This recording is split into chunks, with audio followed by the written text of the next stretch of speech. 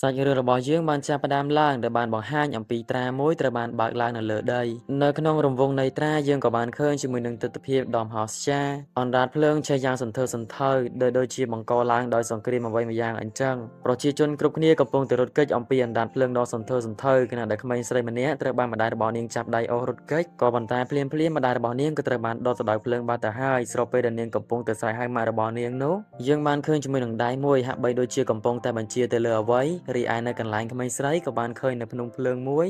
គឺព្យុះភ្លើងមួយបានគួចរាងកាយរបស់នាងឡើងទៅខាងលើហើយវាក៏បានរលាយរាងកាយរបស់នាងបាត់ទៅដែលថាបើយើងក៏លេចមកមើលពេលបច្ចុប្បន្ននេះវិញយើងក៏បានឃើញជាមួយនឹងបុរសម្នាក់គេកំពុងតែធ្វើដំណើរទៅបំពេញនៅការងាររបស់គេហើយគេក៏ជាតួឯកប្រុសនៅក្នុងសាររឿងរបស់យើងផងដែរដោយឈ្មោះរបស់គាត់នោះគឺមីកាមីសាតរុដោយខ្ញុំគឺនឹងហៅគាត់ថាសាតរុគឺជាបុរសពោះម៉ាយក៏ប៉ុន្តែពោះម៉ាយស៊ីងកមិនមែនជាពោះម៉ាយដែលធ្លាប់មានប្រពន្ធហើយទេណាសាតរុគឺជាបុរសដ៏ល្អម្នាក់ដែលបានបញ្ចប់នៅសាកលវិទ្យាល័យព្រមទាំងទទួលបាននៅការងារដ៏ល្អឥតខ្ចោះជាមួយនឹងប្រាក់ខែដ៏សមរម្យរីឯកេរ្តិ៍ឈ្មោះរបស់គាត់វិញក៏មិនណយដែរតែទាស់ថងទៅថាគាត់ស៊ីងកមកដល់សពថ្ងៃហើយវ័យរបស់គាត់គឺ37ឆ្នាំទៅហើយជាណាចាប់អារម្មណ៍អាចដាក់ពាក្យចូលក្នុងបេះដូងគាត់បានពួកគាត់កំពុងតែអត់សុខឈររងចាំភ្លើងស្តុបបណ្ដាសាតរុកំពុងតែគិតអំពីភាពស៊ីងករបស់គាត់ដែលថាស៊ីងក37ឆ្នាំហើយគាត់ថែមទាំងបានគិតថាមើលទៅគាត់ប្រហែលជាស្លាប់មុនបានលិតហើយចោមប្រុសគិតអីចឹងតិចឡការគិតខ្លាយទៅជាការពិតមែននោះគឺអត់លិតហើយអំឡុងពេលដែលគាត់កំពុងតែធ្វើដំណើរគាត់ក៏បានជួបជាមួយនឹងមនុស្ស2នាក់ទៀតអ្នកទាំងពីរគឺជាគូស្នេហ៍នឹងគ្នាហើយក៏ត្រូវជាសិស្សប្អូនរបស់សាតរុផងដែរគឺថាសិស្សប្អូននៅក្នុងក្រុមការងារដោយម្នាក់ស្រីនាងគឺមានឈ្មោះថាសាវ៉ាតារីមីហូរីឯម្នាក់ប្រុសវិញគឺឆាមេរ៉ាអ្នកទាំង3ក៏បានឈរសំណេះសំណាលគ្នាមួយសន្ទុះរួចពួកគេក៏សម្រេចចិត្តថានឹងទៅញ៉ាំអីជុំគ្នាអញ្ចឹងអ្វីដែលយើងសង្កេតឃើញរាល់ពេលដែលសាតរុកំពុងតែនិយាយនឹងពួកគេដូចជាមាន system អ្វីមួយយ៉ាងកំពុងតែនិយាយជាមួយគាត់ដែរវាគឺដូចជាបានបញ្ចូលនៅគំនិតរាល់ពាក្យសម្ដីដែលពួកគេបាននិយាយហ្នឹងគឺវាលុកមាត់ចូលតែម្ដងតែវាគឺលើទៅសាតរុម្នាក់ទេអ្នកទាំង3ក៏បានធ្វើដំណើរទៅខាងមុខដើម្បីទៅរកអីញ៉ាំក៏ប៉ុន្តែភ្លាមក៏ដូចជាមានឃាតករម្នាក់ដែលគេកំពុងតែស្ទុះមកពីមុខយ៉ាងលឿនឃាតករហ្នឹងប្រហែលជាដាក់អស់3កញ្ចប់រៀងសើពួកគេរត់មកទាំងញីញ័រតែម្ដងដោយគោលបំណងរបស់គេចង់សម្លាប់ទៅលើឆាមីរ៉ានោះឯងសង្ស័យថាបេក្ខឃាតករហ្នឹងក្រាស់មីហោឲ្យមើលទៅក៏ប៉ុន្តែអំឡុងពេលហ្នឹងផងដែរសាតរុគាត់ក៏បានរុញកាមេរ៉ាចេញដែលវាក៏បានធ្វើឲ្យគាត់ត្រូវបានឃាតករមួយនឹងចាក់មួយកំបិតតែម្ដងហើយនៅពេលដែលឃាតករនឹងបានចាក់សាតរុរួចវាក៏បានរត់ចេញអំពីទីនឹងយ៉ាងលឿនទៅរីឯសាតរុគាត់ក៏បានដេកដួលទៅនឹងដីកាមេរ៉ាក៏ប្រញាប់មកមើលសាច់ច្បោះរបស់ខ្លួនខណៈដែលឈាមយ៉ាងច្រើនកំពុងតែហូរចេញអំពីពោះរបស់គាត់ស្ថិតនៅក្នុងស្ថានភាពបែបនេះ system ក៏ស្រាប់តែបានបន្លឺឡើងនៅក្នុងខួរក្បាលរបស់គាត់វាមើលទៅដូចជាប្រព័ន្ធកុំព្យូទ័រមួយដែលវាអាចតាក់ទងជាមួយនឹងគាត់បានអញ្ចឹង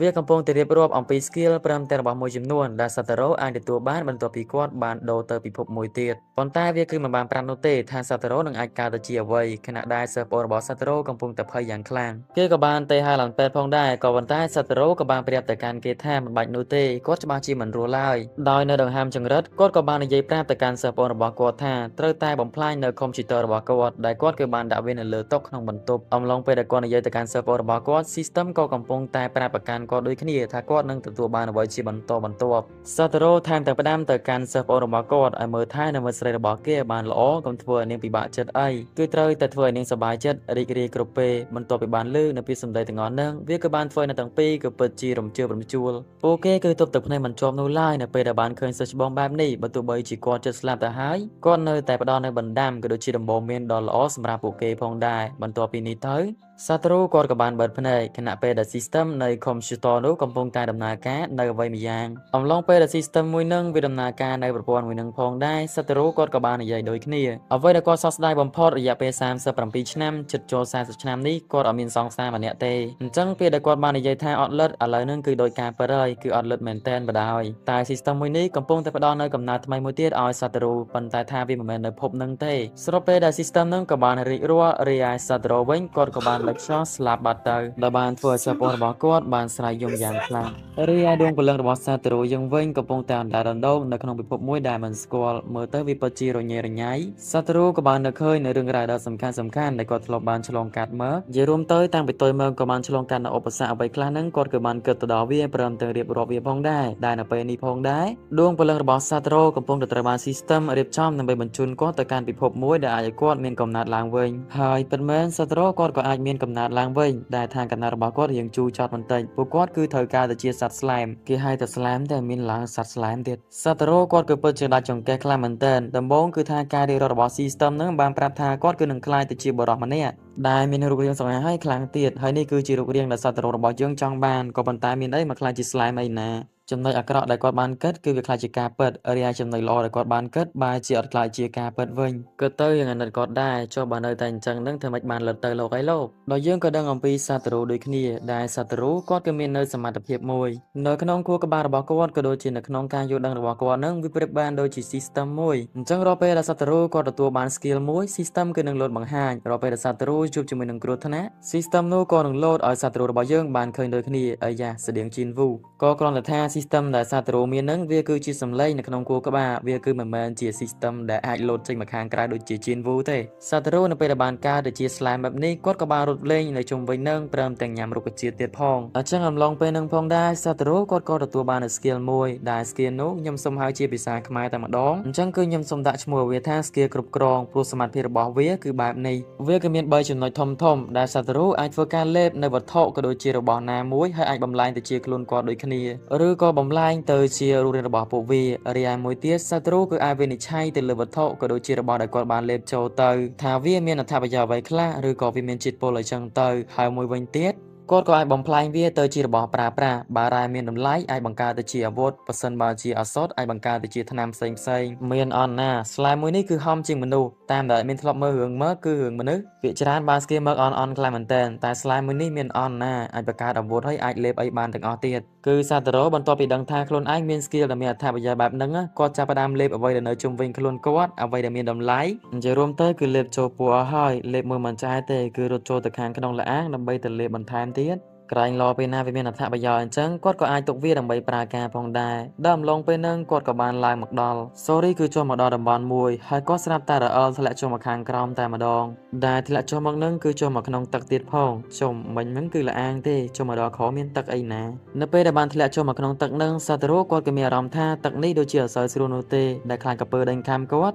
់ក៏បំប៉ោងខ្លួនឬហើយប្រើសម្ពាធនៃការបំប៉ោងខ្លួនរបស់គាត់ហ្នឹងស្ទុះហែចេញទៅហើយមិនដឹងថាគាត់លហន់ទៅណាទេមិនបើកភ្នែកទេហើយឡើងបុកច្រាំងតែម្ដងដល់ពេលធ្លាក់មកដល់លើគោកតាំងមកលូថាចំអញបុកច្រាំងអញ្ចឹងនៅពេលដែលគាត់រងការជឿចាប់គឺថា system ក៏បានបង្ហាញប្រាប់គាត់ដូចគ្នាថាការជឿចាប់របស់គាត់ទទួលរងឥទ្ធិពលបែបម៉េចដែលអំឡុងពេលហ្នឹងសត្វតារ៉ូគាត់ក៏បានលើនៅសម្លេងដ៏ខ្លាំងមួយដែលវាគឺជាស្រមោលខ្មៅម្យ៉ាងដោយស្រមោលខ្មៅមួយហ្នឹងវាគឺបានជាប់ឃុំនៅទីហ្នឹងរយៈពេល300ឆ្នាំទៅហើយដែលថាវាក៏កំពុងតែសន្ទនាគ្នាជាមួយនឹងសត្វតារ៉ូផងដែរវាក៏បានប្រាប់ទៅកាន់សត្វតារ៉ូថាបើសិនបើជាសត្វតារ៉ូចង់មើលឃើញនៅរូបរាងពិតរបស់វាសត្វតារ៉ូត្រូវតែមិនខ្លាចវាដូច្នោះវាគឺនឹងប្រាប់អំពីវិធីដែលអាចមើលឃើញវាបានដែលវិភាសាទៅមកហ្នឹងសត្វតារ៉ូដូចជាមិនសូវហ៊ានទេតែបន្ទាប់ពីបាននិយាយគ្នាត្រូវហើយនោះសត្វតារ៉ូគេក៏យល់ព្រមហើយអាស្រមោលខ្មៅហ្នឹងវាក៏បានប្រាប់ឲ្យសត្វតារ៉ូធ្វើតាមវាទៅនៅពេលនោះសត្វតារ៉ូក៏បានធ្វើតាមវាដែលគាត់ក៏បានបង្កើតទៅជាវេទមន្ត Magic ដែលអាចធ្វើគាត់អាចមើលឃើញនៅរូបរាងពិតនៃស្រមោលខ្មៅហ្នឹងបានដែលវាគឺជានាគមួយក្បាលយ៉ាងធំតែម្ដង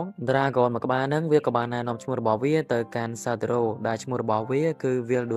Veldora ក៏បាននិយាយទៅកាន់សត្វតារ៉ូថាគេព្យាបាលជាមួយនឹងសត្វតារ៉ូដែលជា slime មួយនេះខ្លាំងមែនទែនព្រោះ slime ដតីទៀតគឺជា slime ដែលគ្មានការពិចារណាដែល slime ដតីនឹងវាគ្មានខួរក្បាលគ្មានការកើតអីនោះទេមិនដូចជាសត្វតារ៉ូឡើយដែលអាចនិយាយបានទៀតផងអញ្ចឹងហើយវាគឺបានធ្វើឲ្យគាត់គឺពិតជាភ្ញាក់ផ្អើលជាមួយនឹងសត្វតារ៉ូខ្លាំងមែនទែនសត្វតារ៉ូគាត់ក៏បាននិយាយថាដើមឡើយការពិជាតិមុនគេគឺជាមនុស្សទេក៏ប៉ុន្តែគេត្រូវបានអ្វីមួយយ៉ាងឲ្យគេមកកាន់ទីហ្នឹងមិនមែនបែបលក្ខណៈកោះហៅអីនោះទេណាបើកោះហៅគេកោះហៅទាំងរស់ប៉ុន្តែនេះងាប់ឲ្យយកមកឲ្យកើតទៅជា slime ការដែលបានលឺអញ្ចឹងវាដរាក៏រៀងចម្លែកចិត្តដែរពួកគេក៏ធ្លាប់ជួបមនុស្សដែលបានកោះហៅមកពិភពផ្សេងដែរប៉ុន្តែគេមិនដែលប្រទះដូចជាសត្វតារ៉ូនោះឡើយដែលស្លាប់ហើយឲ្យមកនៅភពនឹងសំខាន់ឲ្យមកកើតជា slime អីណាដល់មូលហេតុដែលវាដរាគេជាប់នៅទីនឹងវាដោយសារតែមនុស្សនោះឯងគឺសុទ្ធតែជាមនុស្សដែលត្រូវបានពពួកមេឃកោះហៅមកអ្នកដែលត្រូវបានពពួកមេឃកោះហៅមកនឹងគឺសុទ្ធតែជាបុគ្គលដែលខ្លាំងក្លាតែម្ដងអរិយបានថាគឺជា hero ដែលមានថាមពលយ៉ាងខ្លាំងដោយដើមហេតុនោះវាក៏មានដូចគ្នាមិនមែនថានៅសុកវេដរាត្រូវបានពពួក hero ចាប់គេមកឃុំនោះឡើយ វាក៏ដោយសារតែគេនឹងទនេខ្លាំងពេកព្រោះភ្លើងទៅដុតផ្ទះអ្នកភូមិនិយាយទៅគេថាមិនមែនដុតទេអានឹងគឺស្ងាបគេស្ងាបមកពេលសោះហ្នឹងចង់អស់មកទីក្រុងដោយអ្នកទាំងពីរក៏បានរៀបរាប់ជាបន្តនៅជីវប្រវត្តិរបស់ខ្លួនរៀងខ្លួនប្រាប់ទៅកាន់គ្នាផងដែរដោយមើលទៅដូចជារៀងស៊ីជម្រៅនិយាយគ្នាយ៉ាងចូលនឹងគឺថាប្រូវីលដូរ៉ាក៏ដូចជាប្រូនេះរបស់យើងចង់យកប្រូសាតរូធ្វើជាពូម៉ាក់សម្លាញ់នឹងគ្នាហើយសាតរូកាលបានលឺអញ្ចឹងគាត់ក៏មិនមានទៅបដិសេធអីណាគាត់ក៏បានយល់ព្រមធ្វើជាពូម៉ាក់ជាមួយនឹងប្រូនេះតែម្ដងទៅអញ្ចឹងបន្ទាប់ពីបានខ្លាចទៅជាពូម៉ាក់នឹងគ្នាហើយនោះពួកគេមានកម្រងការនៅក្នុងការចាក់ចេញអំពីទីនេះសត្វរូគាត់គឺចង់ដំដោះប្រូនេះឲ្យចេញពីទីនឹងក៏ប៉ុន្តែវាមិនងាយស្រួលដូចជាការកើតរបស់គាត់នោះឡើយគាត់ក៏បានព្យាយាមប្រើនៅជំនាញដែលគាត់មានរំដោះទៅកាន់វេដូរ៉ាប៉ុន្តែមិនថាទោះបីជាសត្វរូគាត់ព្យាយាមយ៉ាងណានោះទេគាត់នៅតែមិនអាចរំដោះគេបានអញ្ចឹងដំឡងពេលដែលសត្វរូប្រើប្រាស់នៅវេទមន្តរបស់គាត់នោះយើងក៏បានឃើញផងដែរថាសិស្សប្អូនរបស់គាត់ក៏បានរៀបចំនៅពិធីបុណ្យសពឲ្យគាត់ផងដែរហើយគេក៏បានយកនៅកុំព្យូទ័ររបស់គាត់ទៅបំផ្លាញដោយគេក៏បានបំផ្លាញវាដែលធ្វើការបោះចូលទៅក្នុងអាងទឹកហើយវាក៏បានឆេះសេបាត់ទៅចុះមិននឹងទូទេឆេះគ្រឿងគេក៏ថែមទាំងបួងសួងឲ្យជាតិក្រោយសែនប៉ៃរបស់គេនឹងបានកើតទៅជាបរិះដ៏សង្ហាហើយមានលិតផងកុំឲ្យអត់លិតដូចជាតិនេះដែលថាឥឡូវនេះរឿងរបស់យើងនៅក្នុងអេពីសូតទី1ក៏បានកាត់បញ្ចប់ទៅត្រឹមនឹងអញ្ចឹងនៅក្នុងភាគ2នេះយើងក៏បានឃើញថាសត្វរូបន្ទាប់ពីគេប្រើប្រាស់វេទមន្តដើម្បីជួយទៅកាន់ប្រូនេះមិនបាននោះគេក៏បានបន្តពិភាក្សាជាមួយនឹងប្រូនេះបន្តដោយគេគឺមានកម្រងការនៅក្នុងការលេបប្រូនេះចូលទៅក្នុងពោះរបស់គេនោះឯងប៉ុន្តែមុននឹងឈានទៅដល់ការលេបនេះប្រូនេះគឺបានប្រាប់ទៅកាន់ស្លានសត្វរូថាវេទមន្តរបស់គាត់គឺនឹងអស់នៅក្នុងរយៈពេល100ឆ្នាំទៀតហើយកាលណាដែលវេទមន្តរបស់គាត់អស់ជីវិតរបស់គាត់ក៏នឹងអស់ដូចគ្នាហើយនេះឯងគឺជាមូលហេតុដែលលាអង្គមួយនេះពោពេញទៅដោយរ៉ែមានតម្លៃព្រមទាំងវត្ថុផ្សេងដែលអាចមានតម្លៃប្រើទៅជាឱសថ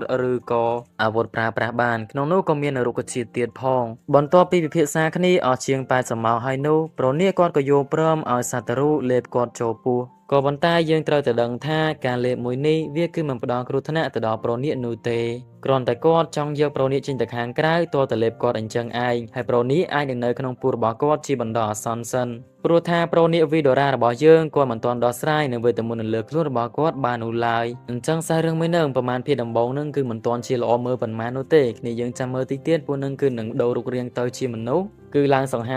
តែម្ដងហើយមើលហើយគឺធានាថាជក់ចិត្តបន្ទាប់ពីនេះយើងក៏ឃើញថាពួកគេក៏បានដាក់រហស្សនាមឲ្យគ្នារៀងខ្លួនដែលនិយាយបានថាគឺជាត្រកូលហើយត្រកូលរបស់អ្នកទាំងពីរគឺត្រកូល Tempest ដូចគ្នាតែម្ដងដែលប្រូនេះនឹងត្រូវបានហៅថា Vidora Tempest រីឯប្រូសាតូរបស់យើងវិញនឹងគឺប្រូនេះបានប្រូឈ្មោះឲ្យគាត់ទៅជា Rimuru Tempest អញ្ចឹងចាប់ពីពេលនេះមីងគឺនឹងហៅពួកគេទៅតាមឈ្មោះថ្មីរបស់ពួកគេបន្ទាប់ពីបានផ្ដល់នៅឈ្មោះថ្មីរៀងខ្លួនឲ្យគ្នាហើយនោះរីមីរូគេក៏ចាប់ផ្ដើមប្រើប្រាស់នៅស្គីមួយរបស់គេដែលស្គីរបស់គេនោះត្រូវបានហៅថា Predators ដែលនោះគឺជាជំនាញដែលអាចក្រិតរំដំក៏ដូចជាលេបត្របាក់នៅរឿងកាយរបស់ Pro Vidora នោះឯងបន្ទាប់ពីនឹងយើងក៏បានឃើញដូចគ្នា Slime Satoru ឬក៏ Slime Rimuru របស់យើងគឺបានធ្វើការលេបនៅរូបកាយរបស់ Pro នេះបាត់ទៅហើយរីមីរូក៏រៀងភ្ញាក់ផ្អើលដែរវាហាក់បីដូចជាលឿនខ្លាំងមែនទែនគេប្រើត្រឹមតែមួយស្គីលអាចលេបនៅរាងកាយរបស់ប្រូនេះបានយ៉ាងស្រួលបន្ទាប់ពីនេះរីមីរូគេគឺមាននៅកម្រងការរបស់គេដោយគេគឺនឹងដើរហើរនៅក្នុងព្រៃទាំងមូលហើយក៏ទៅកាន់តំបន់ផ្សេងទៀតដែលគេចង់ស្វែងរកនៅអ្នកដែលចេះវេទមន្តត្រូវបានគេក៏ហៅមកពីពិភពរបស់គេដែរនោះឯងបើយើងក្រឡេកមកមើលអាណាចក្រមួយដែលត្រូវបានគេស្គាល់ថាអាណាចក្រ Bluemon អញ្ចឹងបរិសម្នាក់អាយស្វាយនេះគាត់គឺជារដ្ឋមន្ត្រី Baron ដែលគាត់ក៏កំពុងតែនិយាយទាក់ទងជាមួយនឹងរឿងប្រូនេះដែលមានគឺសំដៅទៅលើប្រូវីដូរ៉ានោះឯងដែលពួកគេគឺគិតថាតើប្រូនេះនឹងគឺនឹងត្រូវបានបំផ្លាញនៅពេលណាឬក៏ជីវិតរបស់គាត់នឹងអស់នៅពេលណាហើយបរិសម្នាក់ទៀតដែលកំពុងតែសន្ទនាជាមួយនឹងគាត់នឹងគឺជា Guild Master Fuchs ដោយ Guild Master គឺសំដៅទៅលើជំរំឬក៏ប្រធាន Guild នោះឯងដោយលោករដ្ឋមន្ត្រី Baron គាត់គឺប្រញាប់ខ្លាំងមែនទែនជាមួយនឹងរឿងរបស់ Veldora ព្រោះគាត់ត្រូវការជាមួយនឹងត្បូងមួយគ្រាប់ដែលត្រូវបានគេហៅថា Storm Dragon អាចថាវាគឺមាននៅលើខ្លួនរបស់ Veldora នោះឯងប៉ុន្តែវាគ្រាន់តែជាការសន្និដ្ឋានរបស់ពួកគេអ្វីដែលពួកយើងបានដឹងអ្នកទាំងពីរនេះឯងគឺជាមិត្តភក្តិនឹងគ្នាហើយក៏ជាបុគ្គលដែលចាប់ Veldora ទៅឃុំដោយពឹងផ្អែកទៅលើកម្លាំងរបស់ពួក Hunter ឬអ្នកកម្ចាត់បិសាចនោះឯងអញ្ចឹង Guild Master Full គាត់ក៏បានឲ្យក្រុម Hunter មួយចំនួនទៅមើលនៅក្នុងលាអង្គនោះផងដែរតើ Veldora ពេលនេះគឺយ៉ាងម៉េចហើយគាត់ក៏បានប្រាប់ទៅកាន់មិត្តភក្តិរបស់គាត់ដូចគ្នាគាត់គឺនឹងទៅពិនិត្យវាដោយផ្ទាល់នៅពេលណាដែលគាត់ទំនេរមើលមកការរីមីរូបន្ទាប់ពីលេបនៅ Veldora រួចនោះគេក៏បន្តលេបនៅប្រភេទត្បូងឬក៏ប្រភេទរ៉ែមានតម្លៃនៅក្នុងលាអង្គមួយនេះ ភាគច្រើនអ្នករាយមានតម្លៃនៅក្នុងល្អាងមួយនេះគឺបានកើតឡើងដោយវេទមន្តរបស់ Veldora នោះឯងហើយអ្នកផ្សងព្រេងមួយចំនួនឬក៏ពពួក Hunter មួយចំនួនគេតែងតែធ្វើដំណើរមកកាន់ទីនេះដើម្បីប្រមូលយកនៅប្រភេទរាយមានតម្លៃទាំងអស់នេះព្រមទាំងមានរុក្ខជាតិមួយចំនួនទៀតផងរីមីរូការដែលគេប្រមូលយកនៅធនធានមានតម្លៃនៅក្នុងល្អាងមួយនេះបណ្ដាគេក៏បន្តតេស្តនៅសមត្ថភាពរបស់គេបណ្ដានៅក្នុងល្អាងមួយនេះផងដែរហើយ skill ដែលរីមីរូទទួលបានហ្នឹងគឺពិតជាច្រើនខ្លាំងមែនតើអេមីងគឺនឹងមិនដឹងថាហើយ skill មួយណាមួយនៅអបកលនោះទេព្រោះ skill របស់គេគឺពិតជាច្រើនដោយ level របស់ Rimuru ក៏បានកើនឡើងជាបន្តធ្វើដំណើរទៅបន្តិចទៀត Rimuru ក៏បានជួបជាមួយនឹងពស់មួយក្បាលតែថាពស់មួយក្បាលហ្នឹងគឺដូចជាគ្មានគីឡូជាមួយនឹង Rimuru នោះទេ Rimuru គេប្រើប្រាស់ត្រឹមតែសមត្ថភាពរបស់គេបន្តិចគឺអាចសម្លាប់វាបានបាត់ទៅហើយតែ Rimuru គេនឹកស្មានមិនដល់នោះឡើយគេបានកាត់ក្បាលរបស់វាទៅហើយតែវាបានជាមិនស្លាប់ព្រមទាំងបានលើកចេញនៅបិសាចមួយក្បាលទៀតដែលរូបរាងរបស់វាមើលទៅគឺពិតជាគួរឲ្យអស់សំណោចរៀងខ្ជិលខ្ជូតដែរកពើមិនចំជាកពើបងគួយមិនចំជាបងគួយហើយនេះការដែលបានឃើញដូចនឹង Rimuru គេក៏បានប្រើប្រាស់នៅសមត្ថរបស់ Veldora ដើម្បីបំភ័យទៅកាន់បិសាចពីរក្បាលនឹងក៏ប៉ុន្តែបិសាចទាំងពីរក្បាលនឹងវាគឺមិនចាប់អារម្មណ៍ជាមួយនឹងវត្តមានរបស់ Rimuru តទៅសោះដែលពួកវាក៏បានប្រយុទ្ធគ្នាទៀតផងនៅពេលដែលបានឃើញដូច្នោះ Rimuru ក៏បានប្រើប្រាស់នៅក្បាច់ម៉ែចៃឲ្យតែម្ដងតែ Rimuru មិនទាន់រួចខ្លួនឯណាគឺមានបិសាចក្អែបមួយកំពុងតែដេញគាត់តែគាត់ក៏បានចាត់ការវាងាប់បាត់ទៅភ្លាមក៏បានលេចចេញនៅបិសាចពីងពីងមួយទៀតដែលរូបរាងស្រដៀងជាមួយនឹងឃ្មុំគាត់ក៏បានចាត់ការវាឲ្យតៃស្មឹងបាត់ទៀតទៅហើយសាមខ្លាំងមែនតើពេលគាត់រៀងរត់គេចបន្តហ្នឹងក៏ស្រាប់តែប៊ីកិនជាមួយនឹងបិសាចកាជៀវកំពុងតែដេកសមុកទៅហើយតែចៃដន្យលោតចេញតាន់អញ្ចឹងបន្ទាប់ពីបានឆ្លងកាត់នៅឧបសគ្គដ៏រញ៉េរញ៉ៃរបស់គាត់រួច Rimuru គាត់ក៏បានធ្វើដំណើរមកដល់ច្រកចេញវិញហើយតែចៃដន្យខ្លាំងមែនតើពេលនោះក៏ស្រាប់តែមាននៅមនុស្សបានបើកច្រកទ្វារចូលមកតែម្ដងឆ្លៀតឱកាសមួយនឹង Rimuru គឺមិនចង់ឲ្យពួកគេឃើញគាត់នោះឡើយដោយ Rimuru គាត់គឺបានពួនទៅមកខាងបើមើលទៅពួកនឹងប្រហែលជា Hunter ឬក៏ជាអ្នកផ្សងព្រេងពួកគេបាននិយាយថានៅក្នុងល្អាងដ៏ធំមួយនេះគឺគ្មានមនុស្សដែលចូលមកកាន់ទីនឹងអស់រយៈពេល300ឆ្នាំមកហើយRimuru វិញក៏បានគិតនៅក្នុងចិត្តថាអ្នកទាំង3នាក់នេះគឺជាមនុស្សដំបូងដែលខ្ញុំបានឃើញនៅក្នុងពិភពលោកមួយនេះដំបង Rimuru គាត់គឺចង់ទៅរាក់ទាក់ជាមួយនឹងពួកគេតែគាត់ខ្លាចថាពួកគេនឹងសំពើក្បាលគាត់ដោយសារតែគាត់គឺជាស្លែមវេទមន្តអញ្ចឹងគាត់គឺសុកចិត្តលាក់បាំងនៅវត្តមានរបស់គាត់វិញកុំឲ្យពួកគេឃើញហើយខ្លាចឃើញនឹងត្រូវថ្មោងដោយមិនបងអង្គយូរនោះទេ Hunter ទាំង3នាក់នឹងក៏បានប្រើប្រាស់នៅ skill បំបាំងកាយដើរចូលទៅខាងក្នុងយ៉ាងលឿនRimuru ក៏ភ្ជាប់ផ្អើលជាមួយនឹង skill របស់ពួកគេដូចគ្នាតែគាត់មិនត្រូវនៅយូរនោះឡើយព្រោះខ្លាចគេចាប់បានអញ្ចឹងគាត់ក៏បានរត់យ៉ាងលឿនចាកចេញអំពីទីនឹងហើយគាត់គឺប៊ីទៅហើយដោយសារតែ Hunter ទាំង3នាក់នឹងគឺបានលឺនៅសំឡេងលោតចេញរបស់គាត់នោះឯងតែពួកគេគិតថាប្រហែលជាពួកគេស្ដាប់ច្រឡំឲ្យមើលទៅRimuru របស់យើងវិញនៅពេលដែលបានចេញមកខាងក្រៅគេគឺមានអារម្មណ៍ថា Veldora ដូចជាមិនបានបញ្ចេញនៅសញ្ញាអ្វីសោះនៅក្នុងរាងកាយរបស់គេហាក់បីដូចជា Veldora មិនអាចត្រូវកម្ដៅថ្ងៃបានអញ្ចឹង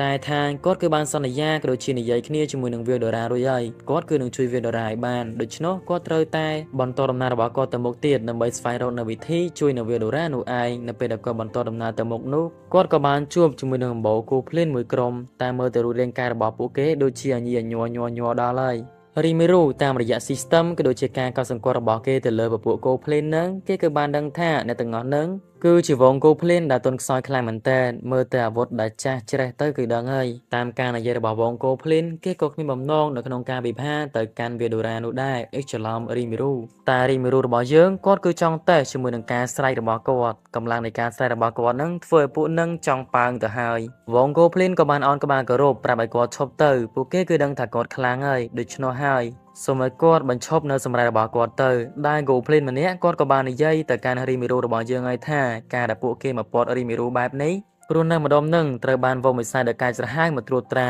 ដូច្នោះហើយគេធ្វើបែបនេះដើម្បីការពារនៅសុវត្ថិភាពនៅក្នុងភូមិរបស់គេដែលថានៅពេលដែលឃើញសកម្មភាពនៃក្រុម Goblin បែបនេះ Rimuru ក៏ស្មានចិត្តថានឹងជួយទៅកាន់គេ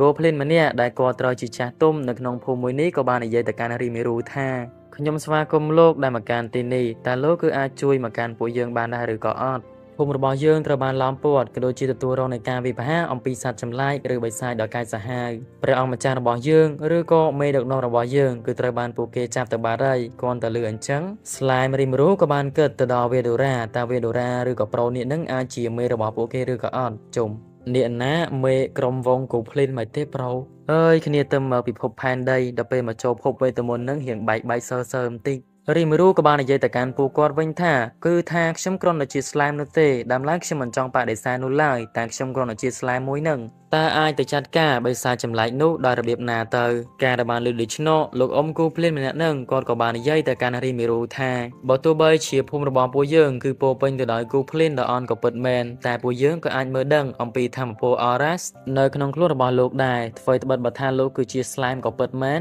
តែធម្មពលនៅក្នុងខ្លួនរបស់លោកគឺពិតជាខ្លាំងអាចរាប់បញ្ចូលបានថាគឺជាមេបិសាចដ៏មានឥទ្ធិពលម្នាក់ឬក៏ជា Demon King នោះឯងការដែលបានលើកដូច្នោះស្លែមរីមីរូរបស់យើងគឺពិតជាវងខ្លាំងមែនទែនព្រោះគេផ្ទាល់គឺមិនទាន់យល់អំពីធម្មពលនៅក្នុងខ្លួនរបស់គេផងរីមីរូគិតថាសមត្ថភាពរបស់គេគឺមិនទាន់អាចចាត់ការទៅលើបិសាចនោះបានប្រហែលជាគេនឹងអាចនឹងខ្សោយដូច្នោះហើយគេប្រហែលជាគ្មានសមត្ថភាពទេរីមីរូគេក៏ឆ្ងល់ផងដែរពួក Goblin នេះបើមើលទៅគឺពិតជាអន់ខ្លាំងណាស់ហើយខ្សោយទៀតតែអាចមើលឃើញនៅធម្មពលអរ៉ារបស់គេបានតែ Hunter ទាំង3នាក់ដែលគេឃើញអំបញ្ញមិញនេះគឺបែរជាមិនអាចមើលឃើញនៅធម្មពលអរ៉ារបស់គេបានទៅវិញដោយសារតែរីមីរូមិនទាន់យល់អំពីស្ថានភាពរបស់វង Goblin ដូច្នោះលោកមេភូមិឬក៏ជាលោកប្រតិចារម្នាក់ហ្នឹងគាត់ក៏បានរៀបរាប់អំពីចម្បាំងដែលបានកាត់ឡើងរវាងវង Goblin ជាមួយនឹងពពួក Divers ដែលជាវងចចកនោះឯងអញ្ចឹងវងបិសាចចចកទាំងអស់នោះចំនួនរបស់វាមិនតិចជាង100ក្បាលនោះឡើយរីឯវង Goblin វិញគឺមានត្រឹមតែ60នាក់ទេអញ្ចឹងហើយស្ថានភាពទាំងមូលនៅក្នុងសមរភូមិគឺគ្មានព្រៀបដែលអាចយកឈ្នះគេបាននោះឡើយណាមួយទៅវង Goblin ក៏ទន់ខ្សោយទៀតដោយមេតបម្នាក់ដែលខ្លាំងជាងគេនោះកំពុងតែស្ថិតនៅក្នុងស្ថានភាពមួយដែលថាដូចជាស្លាប់អញ្ចឹងព្រោះថារបួសរបស់គាត់គឺពិតជាខ្លាំងវាសឹងតែថាមិនអាចស្រោចស្រង់បានហើយ Goblin មួយនោះគឺជាកូនប្រុសរបស់លោកអ៊ំម្នាក់នេះនឹងឯងគឺថាគាត់និយាយបណ្ដាអង្គវកទៅកាន់រីមីរូបណ្ដារីឯ Goblin ដទៃទៀតក៏បានលួចមើលផងដែរគាត់គឺនិយាយបណ្ដាគឺយំបណ្ដារីមីរូដោយសារតែគាត់កាលមុនគាត់ជាមនុស្សដែរអញ្ចឹងហើយគឺថាគាត់មានចិត្តរបៀបថាគាត់ចូលចិត្តជួយគេមើលតែភាកមុននោះចេញមកងាប់បាត់អញ្ចឹងហើយគឺថាគាត់ចិត្តមិនដាច់នោះទេគាត់ក៏បានយល់ព្រមនៅសំណើមួយនឹងទៅតែគាត់ក៏សុំមើលរយៈពេលសិនតើថាគាត់អាចត្រៀមខ្លួននៅក្នុងការតតាំងនៅក្នុងចម្បាំងមួយនឹងហើយឬក៏នៅគ្រាន់តែរីមីរូរបស់យើងនិយាយដល់ត្រឹមហ្នឹងក៏ស្រាប់តែបានលើនៅសំឡេងស្រែកយំច្រឡំសំឡេងលូរបស់ឆ្កែចចកដែលថាវាកំពុងតែប្រកាសសង្គ្រាមជាមួយនឹងវង Goblin នោះឯងដែលធ្វើឲ្យ Goblin ក្មេងៗនៅទីហ្នឹងគឺស្រែកយំតែម្ដងព្រោះវាគិតថាមើលទៅវងឆ្កែចចកហ្នឹងច្បាស់ជាស៊ីវាហើយតែភ្លាមរីមីរូក៏បានចេញមកខាងក្រៅរីមីរូក៏បាននិយាយទៅកាន់វង Goblin ទាំងអស់ហ្នឹងថាមិនអីទេខ្ញុំស្ម័គ្រចិត្តនៅក្នុងការជួយទុកចិត្តលើខ្ញុំចោះខ្ញុំគឺជាមិត្តភក្តិរបស់ Veldora អញ្ចឹងសូមបញ្ជាក់ឲ្យឃើញថាវង Goblin ទាំងអស់ហ្នឹងក៏ត្រូវបានដឹកនាំដោយ Veldora ដែរគ្រាន់តែថានៅពេលដែល Veldora បានចាក់ចេញនិងត្រូវបានចាប់ខ្លួនទៅពួកគេក៏បានចុះនៅអំណាចអាចនិយាយបានថាចាប់ផ្ដើមទុនខ្សោយវង Goblin ទាំងអស់ក៏បានគោរពទៅកាន់រីមីរូដែលបានហៅរីមីរូថាគឺជាម្ចាស់អូខេចំពោះសាររឿងរបស់យើងនៅក្នុងអេពីសូតទី2នេះក៏បានឈានមកដល់ទីបញ្ចប់ដូចគ្នាអញ្ចឹងនៅក្នុងអេពីសូតទី3នេះ Slime Rimuru ក៏បាននិយាយទៅកាន់អ្នកភូមិ Goblin ទាំងអស់ថាគេគឺពិតជាចង់ឲ្យអ្នកភូមិធ្វើជាកងទ័ពសម្រាប់ប្រយុទ្ធនៅពេលខាងមុខនេះជាមួយនឹងពួក Diver ដែលជាវងចចកវង Goblin ទាំងអស់ហ្នឹងគឺពិតជាស្ម័គ្រចិត្តនៅក្នុងការធ្វើជាកងទ័ពដើម្បីការពារភូមិរបស់គេខ្លាំងមែនទែនក៏ប៉ុន្តែ Rimuru របស់យើងបាននិយាយថាកងទ័ពហ្នឹងវាកងទ័ពហើយក៏ប៉ុន្តែ Goblin នីមួយៗហ្នឹងដូចដាច់ដាបដល់ហើយរៀងមួយស្គមក៏ស្គមហើយមើលទៅដូចគ្មានកម្លាំងកំហែងទៀតមិនដឹងយកទៅធ្វើកងទ័ពមិនទេតែមិនអីទេឥឡូវហ្នឹងរីមីរូគាត់គឺចង់ចូលទៅព្យាបាលSlime Goblin ទាំងអស់ដែលមានរបួសសិនពួកគេក៏បានឯកភាពដូចគ្នានៅពេលដែលរីមីរូរបស់យើងបានចូលទៅដល់ខាងក្នុងយើងក៏បានឃើញជាមួយនឹងវង Goblin ជាច្រើនដែលពួកគេកំពុងតែកេងតែមានរបួសហើយអ្វីដែលAdminបាននិយាយខុសអំពីអេពីសូតទី2នោះគឺថា Goblin ម្នាក់ដែលត្រូវជា Goblin ដែលខ្លាំងជាងគេហើយក៏ត្រូវជាកូនប្រុសរបស់លោកអ៊ំមេភូមិម្នាក់នឹងគឺស្លាប់បាត់ហើយមិននៅរស់ឬក៏មានរបួសអីទេដែលថា Slime Rimuru របស់យើងគឺបានយកវិធីសាស្ត្រមួយដែលគាត់គឺបានលេបពួកវាចូលទៅក្នុងពោះវង Goblin ហ្នឹងគឺថាគាត់លេបចូលទៅក្នុងពោះតែម្ដងហើយប្រើប្រាស់នៅឱសថដែលគាត់បានលេបនឹងសំវាទៅជាថ្នាំដើម្បីព្យាបាលទៅកាន់វង Goblin ដោយឃើញថាប្រើនៅវិធីសាស្ត្រមួយនេះទៅមានប្រសិទ្ធភាពគាត់ក៏ចាប់ផ្ដើមលេបនៅវង Goblin ជាបន្តទៀតមួយសន្ទុះក្រោយមកគាត់ក៏បានព្យាបាលទៅកាន់វង Goblin ទាំងអស់នឹងអស់រលីងតែម្ដងដោយគម្រោងការបន្តរបស់ Slime សត្វរូយើងគឺរៀបចំនៅកន្លែងសម្រាប់វិបហាទប់ទល់ជាមួយនឹងវងចចក Divers 80ម៉ោងក្រោយមកសង្គ្រាមរវាងវង Goblin ជាមួយនឹងចចក Divers ក៏បានចាប់ផ្ដើមដែលគឺបានមកឈរទល់មុខគ្នារៀងខ្លួនវងចចកគឺបានមើលទៅកាន់របងរបស់វង Goblin ដោយគេគឺបាននិយាយថាមើលទៅរបងគឺពិតជាកាកមិនដឹងថាទប់ទល់បានមិនទេចូលមិនទាន់បានចូលវាយផងក៏មើងញៀវពេកប្រយ័ត្នតែចប់របស់គេអីស្បៃហើយរួចមេចចកម្នា នាក់ក្នុងចំណោមមេចចក2នាក់ក៏បានប្រើកូនចៅរបស់វាចូលទៅនៅពេលដែលកូនចៅចចករបស់វាបានចូលទៅនោះវងកូភ្លៀនក៏បានប្រើប្រាស់នៅក្របព្រួញបាញ់សម្លាប់ទៅកាន់ចចកទាំងអស់នឹងឃើញថាពួកវាដូចជាតដៃមិនបាននោះឡើយអ្វីដែលយើងកាន់តែឃើញជាក់ស្ដែងទៀតនោះគឺថាវងចចកទាំងអស់នឹងគឺបានរត់ទៅកាន់ផ្ដាច់ខ្លួនជាមួយនឹងខ្សែដែកអ្វីមួយយ៉ាងដែលជាស្នាដៃរបស់ស្លែមសាតារ៉ូឬក៏ស្លែមរីមេរូដែលបានធ្វើឲ្យមេចចក2ក្បាលគឺពិតជាខឹងមេចចកមួយក្នុងចំណោម2ក៏បានស្ទុះចូលទៅតែត្រូវបានសាតារ៉ូរបស់យើងប្រើប្រាស់នៅសរសៃដែលបានបង្កើតជាមួយនឹងស្គីរបស់គាត់នឹងយកទៅវិបហាវាដែលលើកនេះគឺមិនមែនជាសរសៃដែលមុតស្រួយទៀតទេវាគឺជាសរសៃដែលមានភាពស្អិតអាចនិយាយបានថាគឺជាសរសៃពីងពីងទៅចោះនៅពេលដែលវាជាប់អន្ទាក់របស់រីមេរូបែបហ្នឹងរីមេរូក៏បានប្រើប្រាស់ skill ដង្ហើមដើរទឹកកាត់ករបស់វាដាច់បាត់ទៅដែលបានធ្វើឲ្យមេចចកមួយក្បាលហ្នឹងគឺបានតែស្មឹងនៅនឹងកន្លែងហើយសូបញ្ជាក់ឲ្យឃើញផងដែរថាគឺបានបើកលុយហើយមិនដែរប្រយ័ត្នថាក៏មើងងាវគេឥឡូវមែនរីមេរូគាត់ក៏បានដើរចូលទៅគឺថាវាអញ្សើមដើរទៅដល់អាចចកមួយក្បាលហ្នឹងគាត់ក៏បានប្រើប្រាស់នៅ style មួយព្រោះមុននេះគាត់ក៏បាននិយាយសម្របសម្រួលគ្នាជាមួយនឹងវងចចកអស់នឹងដែរប៉ុន្តែពួកវាគឺមិនយល់ព្រមនោះទេដែលធ្វើឲ្យគាត់ប្រើប្រាស់នៅស្នៀតនឹងតែម្ដងគាត់ក៏បានធ្វើការលេបតបាក់ទៅលើរាងកាយរបស់មេចចកដែលបានដេកស្លាប់នឹងហើយគាត់ក៏បានប្រើប្រាស់នៅរាងកាយរបស់វារួចប្រាសម្រាប់ដ៏ខ្លាំងក្លាស្រែកគំរាមទៅកាន់វងចចកទាំងអស់ដែលត្រូវជាកូនចៅនឹងដែលសម្បីតែអាមេម្នាក់ទៀតនឹងក៏វាមិនហ៊ានតដៃដែរគឺថាពួកវាលឺនៅសម្រែកមួយនឹងហើយគឺបានអោនក្បាលគោរពតែម្ដងដោយសូបញ្ជាក់ឲ្យឃើញផងដែរថាវាគ្មានកឡោជាមួយនឹងរីមេរូរបស់យើងនោះទេដែលថារយៈពេលជាង80ម៉ោងក្រោយមកទៀតអាយ៉ាមួយផ្លែត80ម៉ោងពី3ដងហើយរីមេរូគាត់ក៏អាចដោះស្រាយសង្គ្រាមរវាងវងកូភ្លេនជាមួយនឹងពពួក Divers ដែលជាវងចចកដោយគាត់ក៏បានឲ្យវងកូភ្លេនជាមួយនឹងវងចចកមកបដុំគ្នាមកដែលចាប់ពីថ្ងៃនេះទៅពួកគេគឺនឹងរួបរวมគ្នាដើរជាមួយគ្នាអ្វីដែលកាន់តែពិសេសទៀតនោះគឺរីមេរូនឹងចែកក្រុមឲ្យពួកគេដែលក្នុងមួយក្រុមគឺនឹងមានកូភ្លេនម្នាក់ជាមួយនឹងចចកមួយក្បាលអាហ្នឹងអាចនិយាយបានថាដូចមិត្តភក្តិដែរគឺងាយស្រួលសម្រាប់ trend ពួកគេនៅថ្ងៃក្រោយឡងថ្ងៃណាត្រូវធ្វើសង្គ្រាមជាមួយនឹងសត្វកាចសាហាវទៀតអីចឹងទ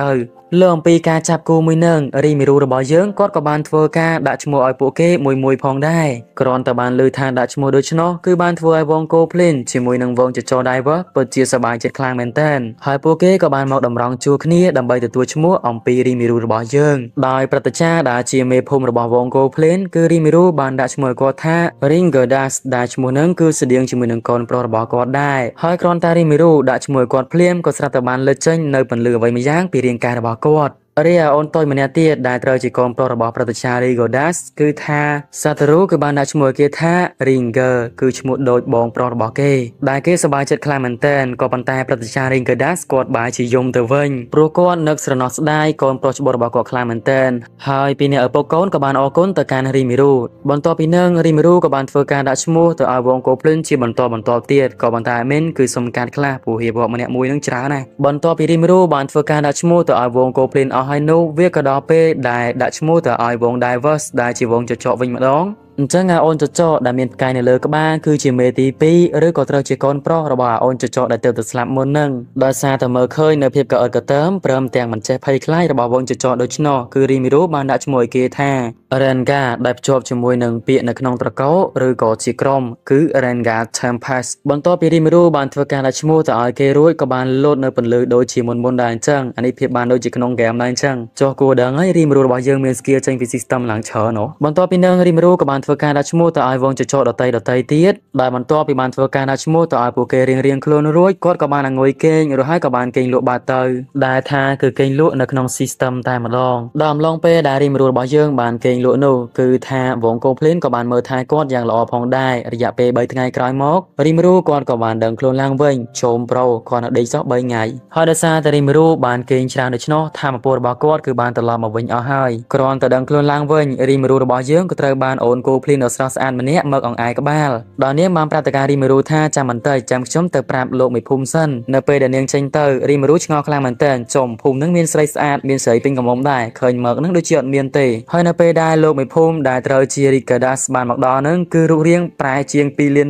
80ដឺក្រេពីលោកតាចាស់អញ្ញាញោមម្នាក់បានប្រែក្លាយទៅជាបរិបទដែលមានសាច់ដុំព្រមទាំងដូចជាអំបោអសអញ្ចឹងឃើញថាគាត់ក៏បាននិយាយទៅការរីមេរូថាវាក៏ដោយសារតែរីមេរូបានដាក់ឈ្មោះពួកគាត់នៅឯងទៅបានជាធ្វើឲ្យពួកគាត់បានប្រែរូបរាងបែបនេះដោយសម្បីតែអូនស្អាតកូភ្លេនអំបញ្ញមិញហ្នឹងក៏ដូចគ្នាដែរអាឡែងតានិយាយគ្នាសុកក៏ស្រាប់តែមានកម្លាំងមួយវាបហាចូលមកឡើងបាក់ផ្ទះខ្ទេចតែម្ដងដែលនោះគឺជាវត្តមានរបស់ รันกาได้เกปีนี้คือดอกสไนเตียพองมาย่อยเมียดวิ่งหลังทมบ้านยอมปีกำลังเปรมแต่สมัติเพรบอกเกวิ่งคือการล้างมอนสเตอร์นูเต้ก่อนเตียมวยนึงอะเตยบานทำมาโปดเกบานสตูเมกนึงกำติกบาตาไฮคืนทางวงโกเปลี่ยนตึงออกไปนี้โปเป็นตะดอยนิรีเป็นกำมเปรมเตียมบรอเป็นกำลอเป็นกำลังเยอะปะปนจีจรานได้โปเกปีนี้กำปงแต่สบายเจ็ดกลางเหมือนเต้นนับเป็นเคยทารีมิรูบานเดินกลัวหลังวิ่งได้สไลน์ตึงออกในที่นี้คือชาตุรีมิรูคือชีมาจ้าระบอบโปเกนูเองลูกอเมริกาดัสระบอบยังวิ่งไปนี่คือเมียดมอนสเตอร์นูเต้เรียออนริงเกอร์วิ่งก็เป็นกระหลอได้ยังรวมแต่ออนตัวนูตีนี้เป็นกระหลอออกมาได้จอบมองอะแต่ในแต่ออนมือนี้ได้โดยเชียร์เมียนปลายโปรตนาซอหมกมูเนื้อแต่มูจะได้สอมันติกเนื้อมันติกได้สองสายแต่ออนนึงสเตอร์เซนปีกับนาได้เมื่อเตอร์บานเชียร์ริโดยเคนจังบอลตัวปีนึงริมิรูกับบานโปเกมาประชุมได้ก็คือหนึ่งเมียนฉบับใบสำหรับโปเกตีมวยคือมันเตยทัวการวิบัติการมนุษย์หรือก็สำหรับมนุษย์นูเต้เรียตีปีมันเตยบังกอจิมลูนูไลเรียตีใบไว้นู้คือมันเตยเมืองงี้จิตซานูเต้คือสำได้แต่เรื่องบบเซ็งริงเกอร์ชงอคลายมันเต้นกับบานสู้ตะการริมิรูท่าแต่หายไอ้บานจีเยิงมันอนุญาตเอาวิบัติมนุษย์ดิชโนหรือโกนสู้ตะนาบจังโปรบอริงเกอร์กับบานสำรวจตะการเกริมิรูกับบานโปรบอริงเกอร์สงาเตอร์ได้ก็คือหนึ่งปัญโยได้ท่าหายพอสามัญเตปรุกอดคือโจจัดมนุษย์หายมวยเตียดมนุษย์ก็อันรู้เนอจีกรมได้กรมเตอร์ระเงียระไงปูเกแต่การนาเตอร์เงียไงเกปูเกเลิกตัวมาเงียไงยังไปย่อยอันจังจีเวียงไงเตอร์กาปีประสาจิงเชียบ้ากลายเป็นบานเลยดิชโนวงโกพลินเริ่มเตรียมวงจะจ่อกับบานโยพร้อมพองได้เนเปนึงพองได้โอนโดเชียเมียนกาปลายโปรดเมียนชมูทากูสตาเกกับบานสู้ตะการิมรูท่าจ่อไวเตอร์คือจะการได้มาเรืออาเนอมโบเดเตยการบานเลยดิชโนริมรูกับบานปราบตะการโอนนึงเริ่มเตียงตึงออกคณีท่าปูเยิงเตระเจริญเตียจมูกหนึ่งปูเกตะวินตะเมกประสนมาจิเกจองเรียเตียจมูกหนึ่งเยิงหายปูเยิงคือมันเตรเมืองงี้ปูเกนูไลเลยดิชโนก่อนจาระบอริมรูก่อนเยท่าบ้าจ้าโลกมาจ้าริมรูก็บรรโตท่าฉบับเมียนตะใบนูเตอริยายเมดอกนมเรียงคล้วนชมคือหนึ่งแปรบโลกริงโกดัสคือชิมาจ้าระบอบวงโกเพลนตึงอโดยเฉพาะวงโกเพลนเตอแต่สดับกวดหายโลกก็โดยขณีตัวในตีคือชิเมดอกนมคือเตอแต่ดอกนมวงโกเพลนบานละอก็สดับตายโลกริงโกดัสตัวยอกเตียงยมตามดองจมอมนึงจะรักได้ขมายไม่เท่าไว้อันจังโลกริงโกดัสอันเมนสมัยก็ท่าอมริงเดจ่อคือคล้ายสโรจามสโรยลดอยซาแต่อมริงก็คือมันยลอมปีกาก็สร้างภูมินึงก็บานสมยบอลอมปีริมิรูดอยริมิรูก็บานปดอนอยบอลแต่การก็โดยขณีขณะเป็นนังพองได้ก็บานปดอนตัวในตีเซ็งแต่การวงโกเพลินเพิ่มแต่วงจะโจเอาทัวกาโดยขณีเนี่ยคลาคือเมื่อในตีต่างภูมิศาคลาคือแต่ใบพลายเชื้อไพรหรือก็จัดการในเรื่องเซ็งจังเตอเรียคลาเตียนูคือเตอแต่สร้างซ่องในเตียในบานบะใบก็ปันแต่ปูเก้โดยจุดเมียนจุดนี้ในขนมการสร้างซ่องนูไล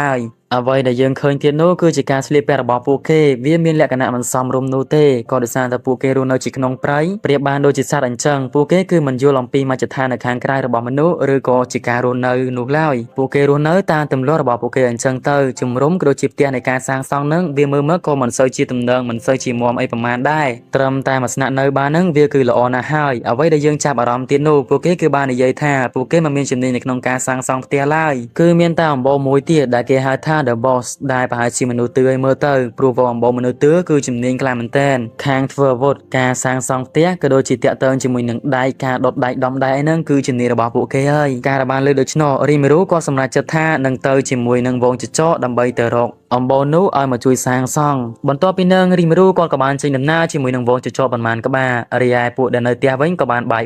ได้ยังเคยท่าในขนมนาระบอบปูเกก็มีวงโกพลินได้หายขนมนู้ก็มีโกนระบอบอมริงมันเนี่ยโดยขี้ริมิรู้ระบอบยังกำปงแต่เกิดในขนมจะได้ท่าเมื่อเตยการฝึกดำนาเลิกนี้ไปจิโกนอาโจแต่ขนมตีกรองไอ้โปรริมิรู้ระบอบยังอ่างแต่คลุนไอเมเกะเด็กเลิกเกตฝึกเหมือนดังสำคัญนะสมัยดอนนาดอนไอตีดโอเคจะพูดสรุประบอบยังในขนมแอบสุติใบนึงกับบานการบรรจบตายเติมหนึ่งโดยขี้